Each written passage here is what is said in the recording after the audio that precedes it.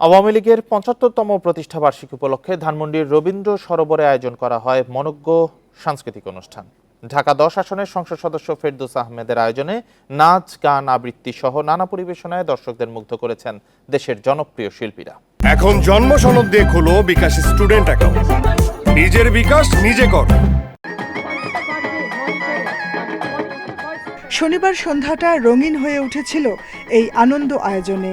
ধানমন্ডির রবীন্দ্র সরোবরে জড়ো হয়েছিলেন সংস্কৃতিপ্রেমী মানুষেরা।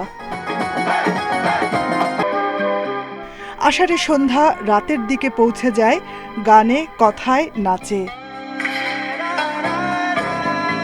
দেশের ঐতিহ্যবাহী রাজনৈতিক দল আওয়ামী লীগের ৭৫তম প্রতিষ্ঠাবার্ষিকীর আয়োজনের শুরুতেই ছিল নাচের পরিবেশনা।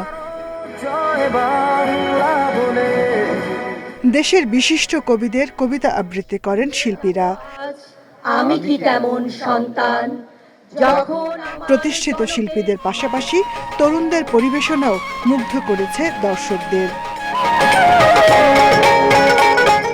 জনপ্রিয় গায়িকা আখি আলমগীরের গানও উপভোগ করেন দর্শকরা।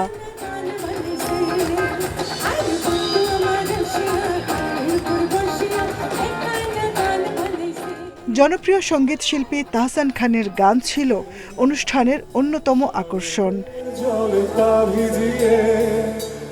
রবীন্দ্র সরোবরের উন্মুক্ত মঞ্চের এই আয়োজনে মুগ্ধ দর্শকরা।